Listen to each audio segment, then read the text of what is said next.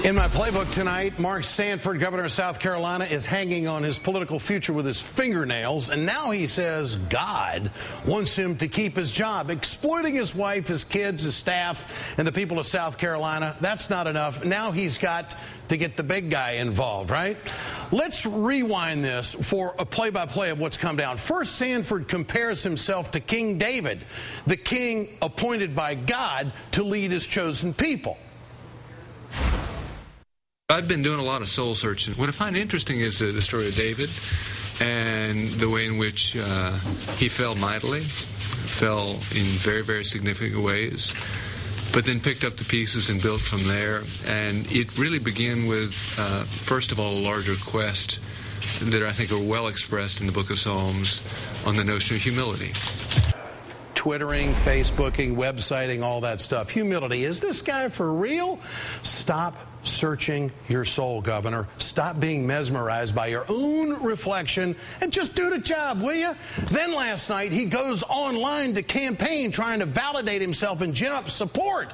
You know, most guys, when they're in crisis, they take it to the family and they work within. This guy is publicizing it to the world. Here's what he wrote to his supporters. I had thought I would resign as I believe in the military model of leadership, and when trust of any form is broken, one lays down the sword. A long list of close friends have suggested otherwise, that for God to really work in my life, I shouldn't be getting off so lightly.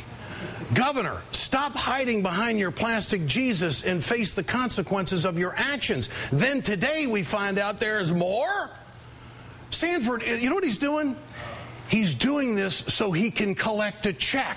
And if you've lost your job in America, you know what it's like not to have that check coming in. He's taken the easy way out by appealing to the social conservatives, and the religious conservatives feel sorry for me. He's going on the internet trying to gin up a bunch of support. He's such a holier-than-thou guy.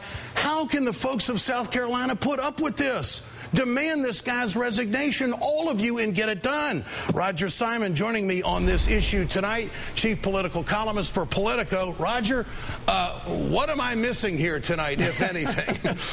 Nothing. I think you got it. This is a guy on the brink of some kind of collapse. He is confused. He wants forgiveness without atonement. He thinks saying you're religious is a get-out-of-jail-free card, not only literally but metaphorically. And it just doesn't work that way. I mean, here is a guy who abandoned his job, disappeared, didn't tell anyone where he was, had law enforcement searching to see if he had been kidnapped or killed, to go off and be with his lover. Well, you know, it's fine with me if he wants to go off and be with his lover, but he ought to resign his day job. I don't think Mark Sanford is capable of running the state of South Carolina and running his love life simultaneously. I think clearly this guy is on the edge of a breakdown. What do you make of the Facebooking, the Twittering, the communication in cyberspace on this? It's almost like he's reaching out for validation and support. There's a real sad element to all of this. I think you're right. I think it's validation and support. I think it's also the constant need to be in the public eye and to feed his ego. More than a paycheck, this guy does not want to give up the limelight. I mean, when you're a governor, that's a pretty big deal. And if he gives that up, if he resigns just to get his own life together, to get, you know, his family's life together, he would have to give up that limelight. And so far, he doesn't seem willing to do it. Can he rehabilitate himself politically and stay on as governor, in your opinion, Roger? I don't think so, because, I mean, you know, he's not the first guy to have an affair. He's not the first guy in public office to have an affair. You know, and conservatives are saying, oh, you never want to mention Bill Clinton. He had an affair. The difference between Bill Clinton and Mark Sanford is Bill Clinton showed himself able to have an affair, a deplorable affair, but also to do his day job. He didn't disappear for a week and hightail it to a foreign country. And also, in the aftermath of that affair, he was able to do the job of president. I don't think Mark Sanford, at least up till now, is showing himself capable of doing the job of governor, number one, and number two, for his own personal emotional health. I think he should step down and try to, get some help.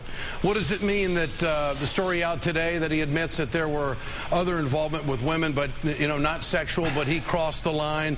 To me, I thought, well, this guy is completely disfocused. He's got his mind elsewhere and not on the job of getting it done. I know. I mean, he's talking about, you know, I crossed the line with a handful of women, but I didn't cross the sex line. You know, is this guy 16? This is a 49-year-old man. He's talking about whether he got to second base or third base. You know, I don't care. It's just not the way you expect important public servants to behave. He's got a big job to do. These are tough times for the people of South Carolina, and they need somebody who's got his act together as governor.